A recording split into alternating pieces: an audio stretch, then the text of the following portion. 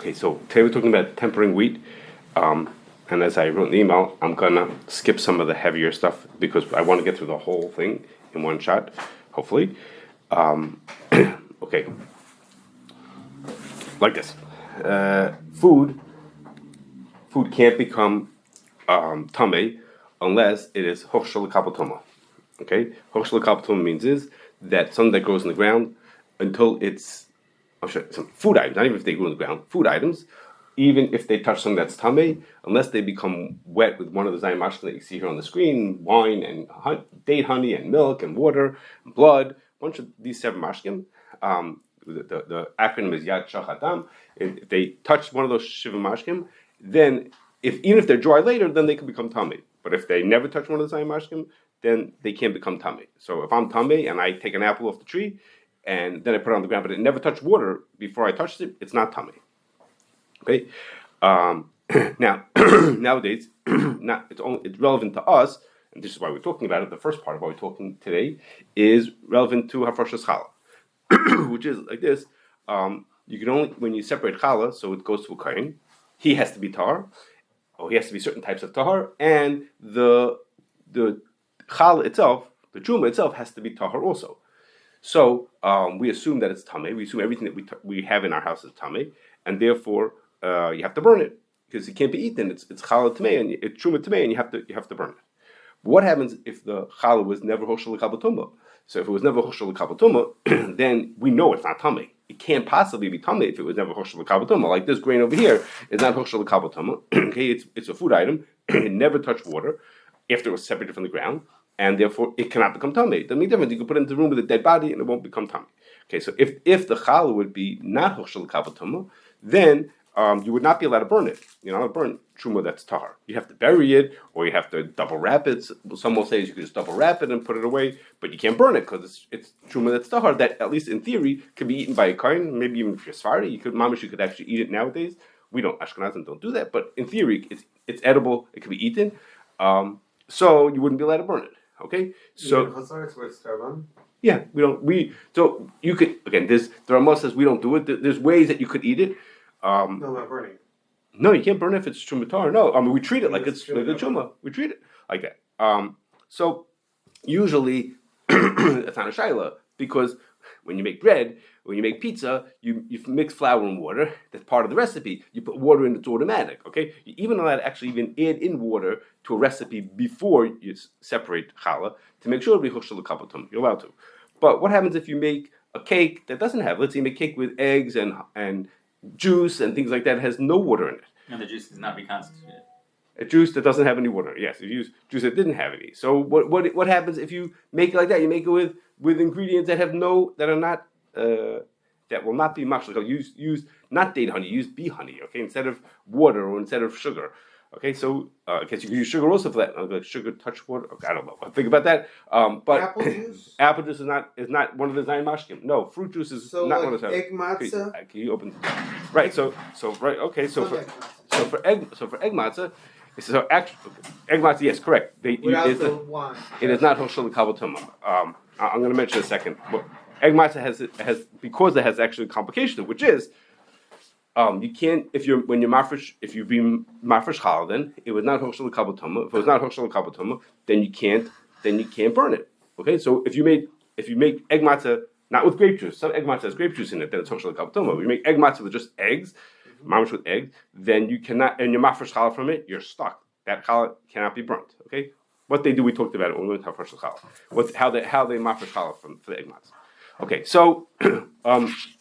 So the reason, so that would sound like it should not be huchshar lekabel tumah. You should not be able to burn it. So the reason we're going to question it is what we're going to talk about today is because we temper wheat. Okay, which means like this. What does it mean to temper wheat? To temper wheat means is that wheat has the wheat kernel is made up of basically 3 parts. There's the germ on the inside. That's the tiniest part. That would be the part that actually grows. It's surrounded by the bulk of the grain, which is called endosperm. That's a starchy material. That's what's going to feed the germ for the first couple of days till it gets going. And then around that is bran. Okay, the bran is the part that is considered undesirable. So like when you make whole wheat flour, you include the bran. When you make white flour, you get rid of the bran. You don't want that part. Okay, that's what makes it darker. It's considered not desirable. So when the way you're going to get just the starch, how are you going to get just the starch and leave the bran behind? How do you do that? So what happens is when you grind up, when you mill the wheat and you turn it into a flour, after you mill it, you have all this stuff all mixed together, but you're going to sift it to separate bigger pieces from smaller pieces. The endosperm is going to be the finest pieces, and the bran and the germ are going to be in bigger chunks. And so therefore, when you sift it, you can sift out the endosperm, the starch, from the other parts. And you get the other parts out and leave just the starch behind. Okay? So when you go to a mill, the reason why it's so noisy is because they have these huge shaking things. They're shaking on the thing to shake the flour through the sifters, and then to get out just the flour, and it leaves behind on top of the sifter the bigger pieces like the bran and stuff like that. So if you want to do what your goal when you grind it is you want the bran to stay in bigger pieces. Okay, the bigger the pieces are, the easier it's going to be to sift them out and keep them out of the flour. Okay, by putting a little moisture into that bran, if a little moisture gets absorbed into the bran, for whatever reason, this I don't understand, for whatever reason, when it breaks, when you grind the kernels, the bran will stay in bigger chunks. Okay, and the reason why that's good is because if it's in a bigger chunk, what? It still has the moisture, they dry it out first. It doesn't make it. I don't know. It does dry. Yes, after you put the moisture in, it actually dries back out. Yes, it does dry. It gets absorbed. It absorbs. It gets absorbed. But if for some reason it then breaks off into bigger pieces, okay? And why I'm not exactly sure. But like a glue, the moisture serves as a... Maybe, I don't know. Okay, but you want to add some moisture to it, and the moisture gets absorbed into the bran part of it. Then when you grind it, you're going to end up with bran in bigger pieces, and that way, when you sift it, you're going to get the flour separated from the bran and do a better job. For Pesach flour, they don't do this. Right. So for Pesach flour, you can't do that. You don't. We're going to talk about Pesach at the end if we have time. I hope we make it. We're going to talk about Pesach at the end, but for Pesach flour, they don't temper the flour, and that's why the egg matzahs for Pesach have this problem. Egg matzahs, if you make egg matzahs during the year, they could have been tempered, and we're going to talk about in a second whether that makes it Huchshar lekabel tumah. That's what we're going to. But for Pesach, it would not be Huchshar lekabel tumah. Okay, so that process called tempering is what Chazal called the sisa. And what you do is, again, you're putting the water onto it, okay? So our question really is, now back to our question.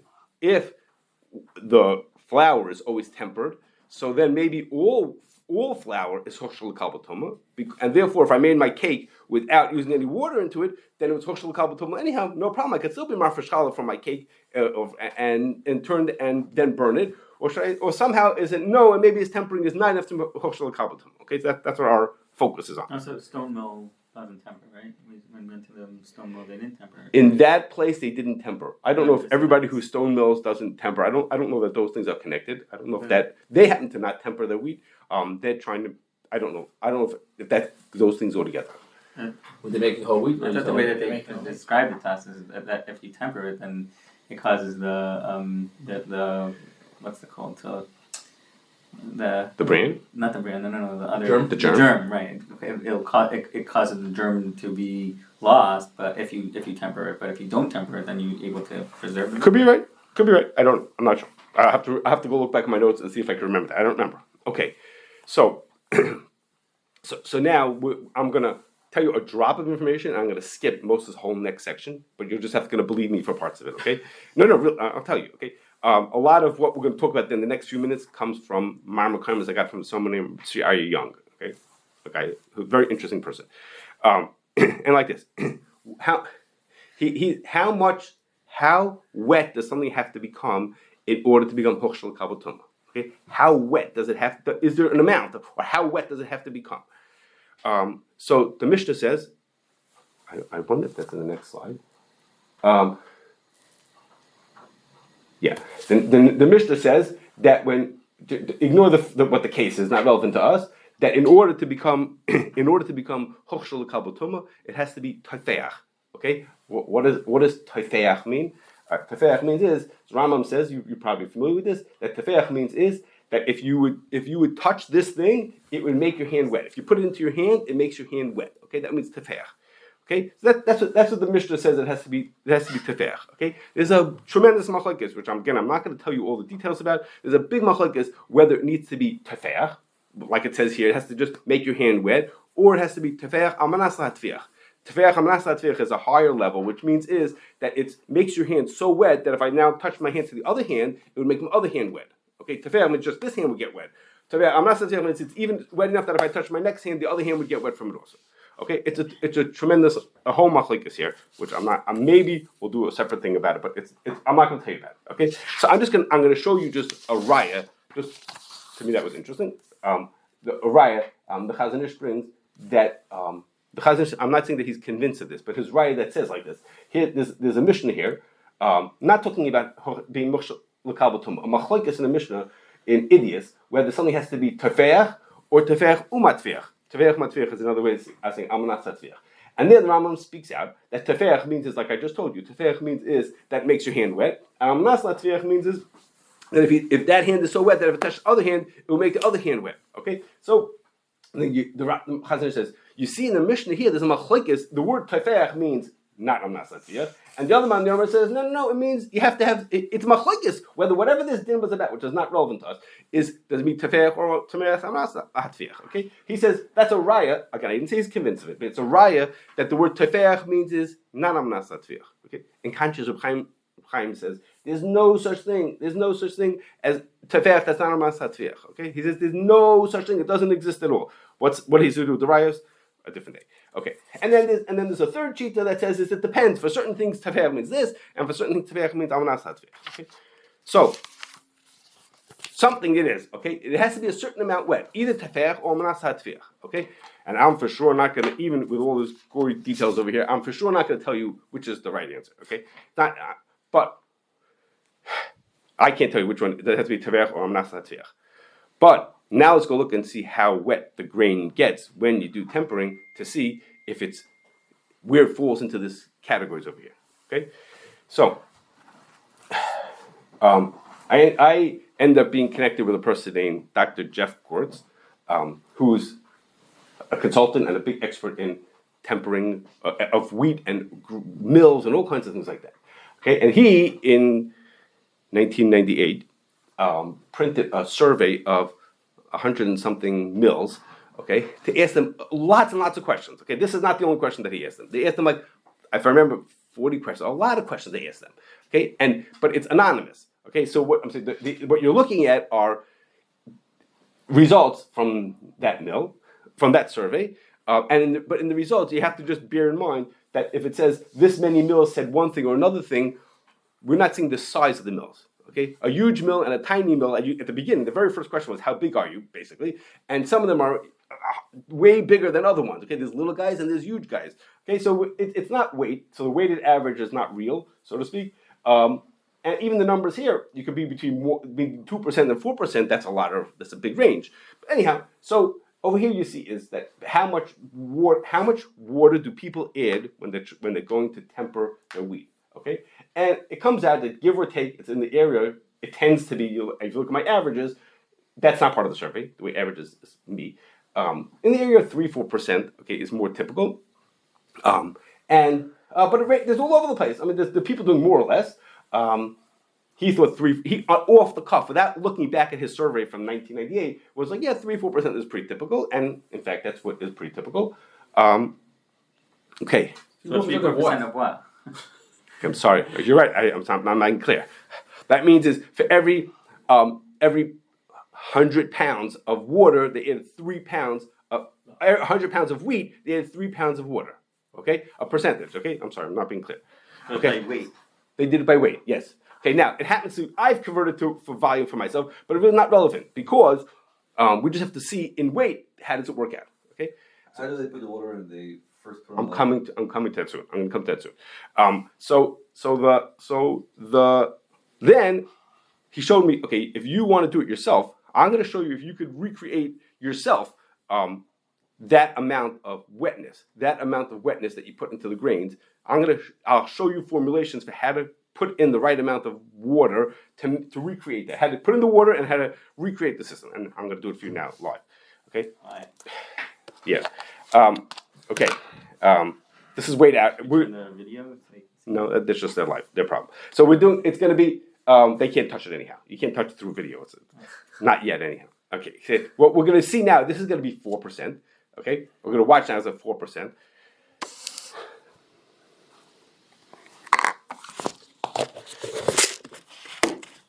Just give me a minute. I'm sorry. Sorry for the noise. no. Well, no. In a mill, the noise that you hear is stuff grinding and sifting, milling and sifting. I'm not recommending that part of the mill. He told me even said, this is how you'll know when it's mixed well enough, like this. Okay. No, not yet. How do you know? How do you know? When there's no more grain sticking to the side of the container, then it's mixed well. Too little water. Something's on. What is it? Too little water. That's Okay. his point. Okay, so now you can put some into your hand. Plates here is for your garbage. You don't need napkins because your hands are not going to get wet. Don't worry. It's not edible. You just can eat it, no? You just prep the witness. What is it? Take from prep the Yeah, witness. You're gonna take I what? Oh, I prepped the witness. Okay. Wow. Okay, so don't squeeze it. Just put it in your hand. Ram didn't say to squeeze it. Is it does it get softer? In a theoretical sense, yes, it gets softer. Are you going to notice that? I don't know if you'll notice it. Feels softer to me. Okay. I don't know what a top used to feel like. Okay, But it started it's a great soft. It formula. stopped like Whatever. Dry ones for comparison sake. Yes, you want It's a some great regular formula food? of Yes. getting it, you know, dampened without. Okay. I didn't try to grinding. No, No, it's not ready to be ground I yet. have No, no no. idea. I have no Wait. idea what grinding Akiva. After you get it wet, it sits like 8-10 hours before they grind it. It doesn't. They don't grind it like this. No, you don't grind it right away. Okay. Then Yeah, you can tell the difference. yes, it doesn't feel the same. I don't want to know if it feels the same. I want to know if it's Tofeach. I understand. Okay. So yes, it does. So you could tell the difference. Yes, you could definitely tell that it got wet. But now, Who Then- does B'dikas chametz in this room? then I'm gonna get to chametz if we have time. I'm gonna get to chametz also. Maybe the second it hits the kernel, it's the fair. I'm coming. Pause. I'm coming to that. I heard it. I got it. Okay. So then I went to a mill with a temper the wheat and with the right mill that they would let you touch it. Okay, in the right spot. In that mill, it was about, if I cheshbon correctly, it's 2.7%. Same results. The mill was not under our hashgacha; it was under the Chavkes hashgacha, and Rabbi Reich was with me. And he's RC for a zillion mills, and he's tested the same thing in a bunch of mills, and he said same result. Wherever he goes, he touches it, and it's not tefeach. And Dr. Gord says, "Of course not. Yeah, I know that. I would have told you that. To me, that would be obvious. That would be like that. Okay. So sounds like it should be pretty straightforward. The tempering is not making it tefeach. Okay, that would sound like, in which case it's not Huchshar lekabel tumah. Okay, it's for sure not Huchshar lekabel tumah, but not so simple. Okay,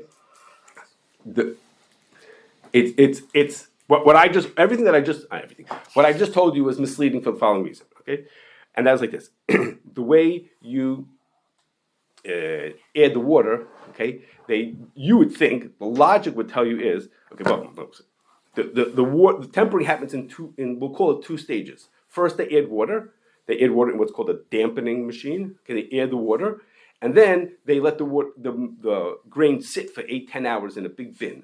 Okay, that's called a tempering bin. So you would think that when you want to get water in a very small amount, you don't want to get too much water. When we ran some tests to say, let's do more and more water to see how much it takes to get it to be really tefeach, it was like clogging up the machinery. Okay, you don't want to add too much water, and it's not good for the flour either. So when you would think, logic would tell you, you spray a very fine mist of water so it would cover all the grains evenly. That's what you would think. In fact, that's not what they do. Okay, they're concerned that that's going to clog up the machinery. The way the guy said to me, he said the grain will stay stuck in the holes. Okay, and they don't spray it in a fine mist. Okay, the water comes out in a relatively large stream of water. Okay, everything's relative, in a relatively large stream of water, and then it goes through mixings, and the mixing spreads the water spreads the water all around the grains, that all the grain is covered. Okay, so in other words, it's not like they're putting Like you just did. like What happens exactly in like I did. What? What happens in the first machine? The first machine is the dampening machine. That's the machine where they So add it's water. going through, or I'm going to show you. I'm going to show you two examples of how it works. There's two versions of how it's done. The dampening is where it gets wet, okay, but it doesn't just, again, it doesn't just spritz the water in such a fine mist that it covers everything. It spritzes a relatively lot of water, then mixes it into all the grains, and then now that it's been dampened in that first little machine that's this big, then it goes to this tempering bin where it just sits there for 10 hours. Okay, so there's two basic ways to have a machine. The older type machine, on the left side called the low speed machine, and on the right side is a high speed machine, okay, more modern, and like in a bigger mill we use this, or a more modern mill, okay. So here's the low speed machine, okay. If you see there's a little window over there, okay, that's where you could see the grain passing through, and there's a pipe coming from the right, on the bottom, towards the bottom, coming in from the right, that's the water coming into the grain. Okay, you'll see, it's coming closer in a second. So you see the grain zooming by, okay? In this mill, approximately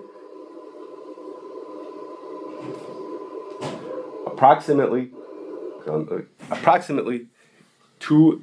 I know you're gonna sound some crazy. 2.5 million kernels of wheat pass by every minute. Okay. Okay. So the water is coming in from the side and dripping into it, pouring, so to speak, into it through the holes in that pipe. That pipe has holes in it on the bottom of it, and water pours in. They have a meter to decide how much or little water should go into it. But the water goes in. And now what you don't see is where the guy with the blue shirt is coming up. He's like standing next to it. You see, I don't know if you can see that. Under the word low speed, there's a piece, but there's the machine goes up. There's a tube goes up, and in it is a mixing. I don't know what you call it, an auger, but it's meant to mix, and it mixes the water together with all the wheat till it gets it out to the top. Now it's completely dry, and the people who all do the testing, me included, do the testing, don't do the testing over there. They do the testing after it's been dampened. Okay, in other words, at the dampening, first you pour in the water into the grain, then you mix it well, and then it comes out on the other end 10 seconds later. Okay, it just comes up to the top of the thing, and then that's where everyone's been testing it from. Okay. And in the high-speed machine, this is a high-speed machine, and the point here is that it goes way faster, and there's a zillion mixers over here, and you could see the water coming in on the right side. I don't know if you can notice it coming on the right side. Okay, the grain is pouring in, the water is coming in, the water is being whacked by the paddles that are coming around, just like the wheat is, and everything's being spun all around and all over the place. To the point that by the time it gets out of there, a few seconds later, when it falls out, all the wheat has been coated uniformly.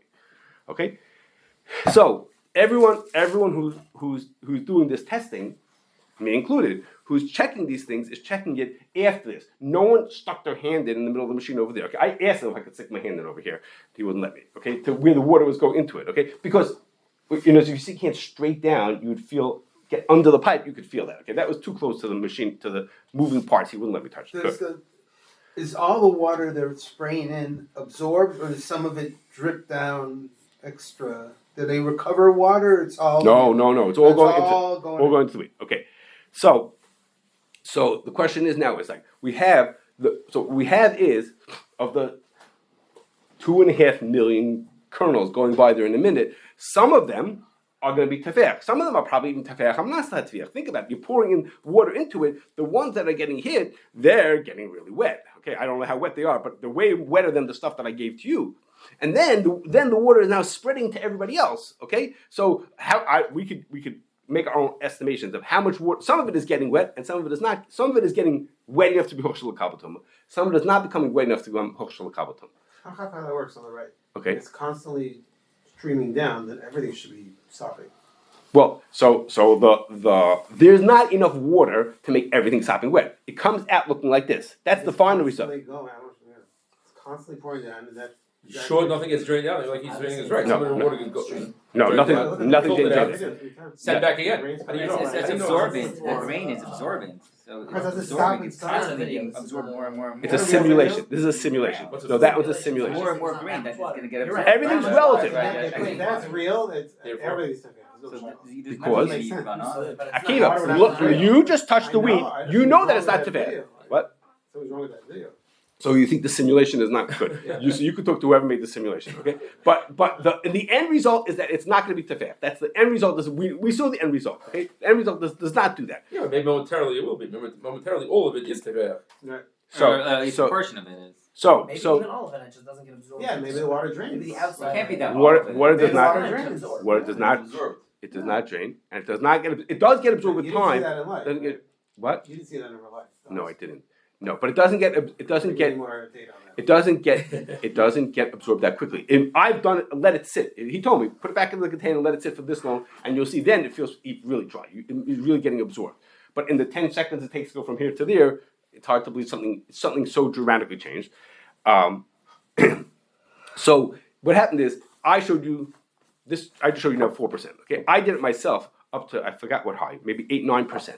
Okay, what I mean is I went to even way more than what would be a normal thing, the right amount, standard amount to put in. It was still not Tofeach. Okay, which it says to me is that there's not enough water to be Tofeach even half of them. Okay, even half of them couldn't get that wet. It's not possible because if we spread the water out evenly to everybody, it's not Tofeach. So that means if we did half as much, it still wouldn't be Tofeach. So less than half of them are becoming wet. Okay, so to me it would seem that less than half of them are becoming Tofeach. That's my assessment. Less than half for sure becoming Tofeach. There's actually a Gemara in Kashrus when we have a mixture of Tofeach and not Tofeach. It doesn't like spread. Okay, if these ones are Tofeach and these ones are not, it's not like contagious. Okay, you can't say that if this was Tofeach and now the other one.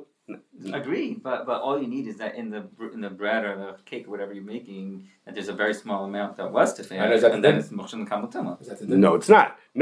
No. If a loaf of bread if the loaf of bread became Huchshar lekabel tumah on the left side, the whole loaf is Huchshar lekabel tumah. But if you make the loaf of bread of wheat, and some of those wheats were Huchshar and some of them were not, it is not Huchshar lekabel tumah. It doesn't spread. Well, some of it is and some of it isn't. The part that is Huchshar lekabel tumah. Right. So you follow. I believe you should follow Rav. I believe the right answer is you follow Rav. Well, I take that back. No, I take that back. We would say called the parish. In other words, I pulled off a piece of dough. Okay, what did I pull off? This piece of dough that I pulled off. Did that come from the parts that were Huchshar or the parts that were not Huchshar? What did I pull off? It's all nibble together. Yeah, it's all nibble Exactly, together. and They don't call it parish because it's lach. because it's lach, so we shouldn't say called parish. Okay, so then you could say that way also. It doesn't make a difference to me. I'm going to end up in my batch of dough. I have some that's Huchshar lekabel tumah and some that's not Huchshar lekabel tumah. Okay, Half of the flour are Huchshar and some not. Right now. So what's it in? So if it's Huchshar lekabel tumah, I know this sounds funny, but Huchshar lekabel tumah and it's tumah. Usually that's bad news for the Jews. Over here it's easier for me because I could burn it. But here I have some that's not Huchshar. I can't burn that stuff. The part that's not Huchshar is what I can't burn. Okay, so that's what I have a mixture here of some that's Huchshar and some that's not Huchshar. But the halacha is this thing is going to be able kabel tumah or not kabel tumah. It's not going to be this thing is that right. This loaf of bread is either halacha is going to say it's kabel tumah or not. It's not going to say that piece of flour is tumah. That's not. That's. Right. See, Right. you have to go to the right. You have to go to the right. So you're saying you can't have a spec that if So you it's can't right. come in. So we'll follow. So now it's not Huchshar. I'm sure it's probably. It's a Gemara in Kashrus. Okay, okay. So I don't think that it becomes. I think that it's half and half, but I might be wrong. Maybe I'm reading a Gemara You wrong. gotta go to the right. Okay. I think it's a Gemara, but I wasn't sure, but it seemed like that's what it is. I might be wrong. Okay. Now, I suspect that not everyone's going to agree with me. Already, you guys are all grumbling. Not going to agree with me. And what should we do now if you're mesupik?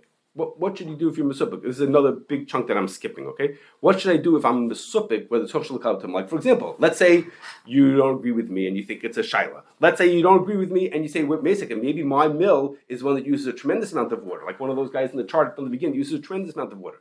What happens if you hold like Reb Chaim that I didn't tell you? What? Which or where? What's the last thing? Salvation. Who has this really mechudesh geshita, that according to him it is Huchshar lekabel tumah. So what happens? Or you think you go to a different country and they do things differently. Okay, so what would you do now if you were mesupik, whether it's Huchshar lekabel tumah or not? You really make yesterday. What is Reb Chaim? You said two different things from Chaim. I said from Chaim Salvation. You'll ask me afterwards. I'll look back in the footnote. I'll tell you where the Marmukim is. It's Okay. What? step before that Tofeach. I don't know. I know. Yes. I guess That's Reb Chaim Soloveitchik. And you squeeze this out of the Chaim al Rambam, and it's like It's a Safek. Okay, so guys, everybody's in a good mood today. I have a little more to go. So okay, so the shaila is like this. So I'm skipping a whole thing about here about what should we do with the Safek tumah and whether it should be a Safek tumah or Yochad Shram. I'm skipping all of that to tell you that what I think is correct, which is the Chazon says like this. He says if I have a Safek whether something is Huchshar lekabel tumah, not if it's tumah. I have a Safek that was Huchshar lekabel tumah. I know that it touched something that would make it tumah. Okay, but I just don't know if it was Huchshar lekabel tumah beforehand. That's our case. Okay, I touched this, I'm tumah. But I don't know if the thing was Huchshar lekabel tumah. He says, no, that has nothing to do with regular rules of Safek tumah, just Yachanum, just Rabban, and whatever David had to say until now. He says, or what I skipped, he says, you follow Chazaka, and food items have a chazak of not being Huchshar lekabel tumah. Everything, when it comes off the ground, is not Huchshar lekabel tumah. It's automatic that it's not Huchshar lekabel tumah. And so you would assume that it's not Huchshar lekabel tumah. Again, in our case, that's bad news. That makes things more complicated. I can't just burn the challah. I have to go and bury it. What does it mean that it's a Safek if it's eichel? What does that mean? Again? What's the Shprach Eichel? What is that last line? Kiva de havi Safek I havi eichel. Oh, okay. Because you didn't see the other part. The Chazon Ish says the when something is not Huchshar lekabel tumah, it's not that food items are makabel tumah. If the food item is not yet Huchshar lekabel tumah, it's considered it's not a food item. That's how lumdish wise we say it's not a food item. Right. Food's a makabel tumah before it's Huchshar lekabel tumah. It's not a food item. Even though you say, what do you mean? The apple's an apple. I could eat anyhow. In lumdish wise, we say it's not a food item. Okay, it's not an eichel altogether. It's meaning it's not a thing that's So it's a in the different rules. type of Safek. It's not a Safek tumah. It's a Safek eichel. It's a summit. That's what he's. That's That's the what point. interesting. What is the Chazaka? Right, we say the chazaka because we don't Yeah, follow but the he's saying rules you of have a Safek tumah. you have We don't follow the Just substitute that with Huchshar. No, because we have the rules. If it's Safek tumah, we should see. Right, he's saying ignore that. Follow that type of rule. Correct. Because it's a different type of Safek. Okay, now Chazaka. By eichel, you go after that chazaka, but by okay, tumah, you don't go after chazaka. okay. So now for He's saying that's a Safek. I'm good. I think it's a Chiddush in Safek Huchshar. right. Okay, look, now so just about Pesach. Okay, most people assume. Oh, well, what's all? So what do you do? So I think that the answer is that it's considered not Huchshar lekabel tumah. Just always add a little bit of Someone water. makes cookish without any water. Add a little bit of So- water, tiny drops. Yeah, No. It's So on the recipe. if in the recipe you can add water, once it's mixed together again. As long as the place where you hit it was Huchshar lekabel tumah, the whole thing becomes. Our problem here is that it's being Huchshar when it's in a grain form, and there's a zillion grains, 2.5 million a minute. You know what I mean? There's a zillion grains. Some are Huchshar and some are not Huchshar. You think it's a shaila all year. You think with matzah, egg matzah will be a shaila all year. Yeah, or if you make cake in your house. Yeah, If you make cake in certain your house, you take cakes that flour, only require oil, eggs, and oil and honey, or whatever it is. You do other Even things. oil has to be No, olive that's oil. Hashem is nice. Oil is not Huchshar. Right, oil is Only- not. only Only olive oil. So if Right. you use, soybean oil, then you're, yeah. Okay, so But if you add a tiny drop of Celebration. water, It's that's a that's Lafarson. What's going on here? Yeah, So- this is what you're saying is From the Bezdin? everybody says the grains that are tempered, not all grains are tempered, not all flour is tempered, but all wheat flour, basically all wheat flour is tempered. So people say It's totally in his place. unless it's no, whole wheat is usually tempered also. It's Oh, combined it's afterwards. general whole wheat, but not the Okay, so most people say to you, but since it's tempered, it's Huchshar lekabel tumah, and it is, and I don't think it's correct. So now. No, but adding a Yeah, tiny for drop that of every day. So that's why that's why you came to share to find out. That's why you came to find out the news. Okay, We talk from the Bezdin and we hush Okay. it. okay, You- so That's your job. Okay. so Put a note of that in the newspaper. okay, so that- it is. It's going to be on our website in a minute. Don't worry about it. Okay, so let's talk about Pesach. Now, most people assume I really should be separate. It's going to take me hopefully just a minute or so. Okay, you assume that if you put water onto wheat or flour, that it becomes chametz. And it makes a difference. Any amount should make it chametz. Okay, but it's not really true. Okay, what do you say? Chalita? No, well, you mean chalita means you put it into boiling water.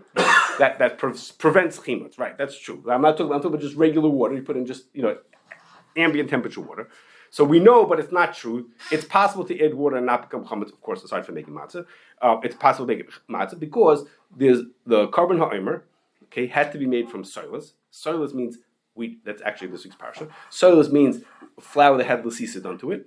Okay, that makes it really white, really fine. You get rid of all the bran. That's called soilus as opposed to kemach. Okay, you should take kemach soilus. So soilus means fine flour. Meaning it had all the bran taken out, it had lasisa. So the carbon armor needs to be made from soilus, even though you're not allowed to make it chametz. Okay, so the kahanim were able to do lasisa without making it chametz. Okay, so we already see this. There's such a concept that you could add water to something, you could do lasisa, you could actually temper it and not make it chametz. Okay, but at the same time, other karban minchas in the base Mikdash did not have lasisa done to them for exactly that reason. Okay, for exactly that reason that if you did lasisa to them, they might become chametz, and minchas as a rule are not allowed to become chametz. Okay, and the Gemara says that okay.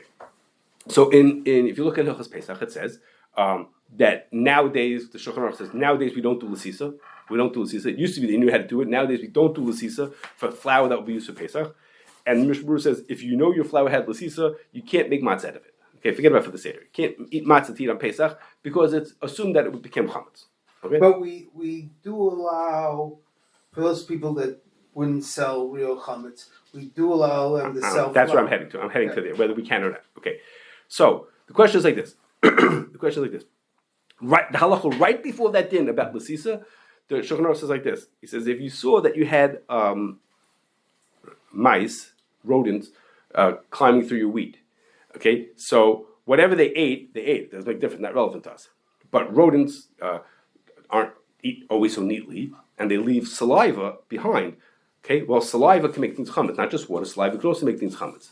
So they leave the saliva that they leave behind would have made the chametz. So the din is even if you have reason to believe that so much grain became wet from their saliva that it wouldn't be batal b'shishim. Okay, there's so much of it became wet. Even so, you're allowed to use that wheat to make flour to make matzah for Pesach. Okay, you can make anything you want to, but you can make matzah for Pesach with it. Okay, so what's the reason? It got wet. It gets wet. The mice leave water behind. It's not batal b'shishim. Okay, the amount of grain that was was more than that would be batal b'shishim. So why are you allowed to use it? Why aren't we concerned that it became chametz? Okay, I just told you that if you do lasisa, it becomes chametz. So what? It's the din right before this one. Okay, so the Torah says like this. The Torah says, I'm telling you the way the Chazon explains it. It says like this. He says there's three things coming together over here. Okay, by the case of the mice, there's three things coming together. First of all is the mice only leave a relatively small amount of liquid, of saliva on the grain. That small amount that they leave evaporates pretty quickly, and it evaporates so quickly that it's not going to penetrate through the grain to make it become chametz. Okay, so there's not so much water; it evaporates pretty quickly, and then the third, so to speak, part is therefore it doesn't penetrate the grain and doesn't become chametz. Okay, now so that's true when they walk through your grain. Okay, that's when they walk through your grain. In the way the mice did it, that would be not such a concern. But the way lasisa was done used to be done. The way the Mishnah Berurah explains a little bit more of how it used to be done. Obviously, the first two things didn't apply. It wasn't such a small amount of water, and it didn't evaporate so quickly. Okay, and therefore we're just left with the third one, which is did it penetrate? Did it not penetrate? So grain that had lasisa, you can't make matzah with. But if the mice ran through your grain, you can make lasisa because it's a very small amount and it evaporates very quickly, and therefore you're allowed to use it. Okay, so now bear in mind, the mice, you didn't grind your grain within 18 minutes of the mice running through. It's not like you saw the mice, you said, quickly, take everything and go mill it and make matzah out of it. Okay, it happened, you walked in one day and you see droppings all over the place that other mice were here. Okay, and you realize what happened. Okay, so that description of what happens with the mice sounds like our tempering. Okay, that's what it sounds like. We put in a small amount of water. It evaporates very quickly. Okay, if you would have tried it by now, I don't know how long I've been babbling for, but how long I've been talking for, it doesn't feel wet anymore. And so then it should be like the case of the mice, where we say it does not get through and it does not make it chametzik. You can make matzah out of it. Okay, if you can make matzah out of it, l'chayra, it's not chametzik. You're allowed to keep it for Pesach. Okay, that you think so? Mice? I mean, this is not what I don't think this is what the grains feel like after the mice. This is much wetter. This is much wetter. This is wetter than you think than the mice is? Sure. Really? I don't know how you can All tell of the these season kernels, all of these kernels through and through. Mice is a Yeah. tiny amount. And so you're saying is the mice leave even less than that amount of I'm water. sure there's a million times more water in lasisa than mice, right mice. Did you see how much water was in there? You saw how much water I put We in need an there? experiment with the mice. Yeah, but Yeah. how many We have to mice- mouth saliva? how many mice Saliva. can you make Like out of rods. saliva? Like rods. And this is mice saliva, on the grain that they didn't eat. Just go to Right? Okay, Not on okay. the grains How that they many, ate. how many mice can make that saliva? Yeah, And they're no talking about more way. wheat than Okay, this. so you're saying I have Take 17 years. I'll have to find my mycologist, right? The Okay. pet store will bring you some- Okay, so I'm going to tell you one thing about this. I don't know what the right answer is, but I'm going to tell you one thing about this, and that is like this. This Rabbi Yosef Herman, the person who created and ran the Guide to Chadash, he wanted to know whether flour should be considered chametz for Pesach, whether we should worry about it for Pesach, whether you should allow to keep it on Pesach. He took a sample of grain that had been tempered, and he brought it to Rav Neishlas, the Dayan in Skver, who brought it to Rav Moshe. Okay, so By that time it was dry. yeah. So Rav Moshe wasn't going to look if it was wet. Okay, the point was, do you see signs of chimutz in this? Okay, So this is basically our flour. So you brought basically what looks like our flour. because you can't see signs of chimutz in flour. You can't see signs of chimutz in flour. You have to be in the grain. You have to be in the kernel, the grain to show it like that. That's Yeah, the same what are you thing. saying? What are saying? What you're saying it because you say to me it looks the same. If you don't see some of the chimus, it's going to still be Safek. So what I don't understand about the test that's going on over here is that the Gemara says that there are ways to tell if something came chametz, well, grain, but the Gemara says is you don't have to see the cracks. You have to see, would it be right to become cracked? Okay, the Gemara says you can't see it. You can't if you look at you would tell. It's beyond me what they thought they were looking at. I can't explain that. But Ramesh looked at that. I'm sorry, I forgot here in the notes here from Rabbi Herman. He said Rav Neishos looked down under a microscope, whatever that means. I have no idea. Magnifying glass and a microscope, magnifying glass, whatever it means. I don't know. When we brought it to Ramesh said listen, Ramesh said is even people who don't sell real chametz could sell this. Okay, but that's a very vague answer. It was like, yeah, it's okay, you could sell it. Was it like it's not chametz at all? Don't worry about it. You want to sell it? Fine, go sell it. Was it? I don't really know. So it's really hard to know from a report from a guy reporting over from 12 other people. I was trying to get to the other half of that story, but I haven't gotten that far so far. Gotten there. Too late now. No, because the people took notes when Ramesh used to do these things. What? Yeah, what year was this? Well, obviously it was a long time ago, right? If we know what year, then it's Yeah, so whatever. I haven't got, but anyhow, I'm just saying Ramesh said, and that's what we do tell people, which is you could sell flour. You shouldn't worry even if you don't sell chametz, you could sell flour. Likely. What do you say? That's not what you used to say. Is that what I used to say? No. Okay. I'll tell you about that in a second. No, you told me you saw signs of chimus on. Oh, I saw signs of Yes. chimutz? Okay, I don't remember that. Anyhow, so that's where that's holding it.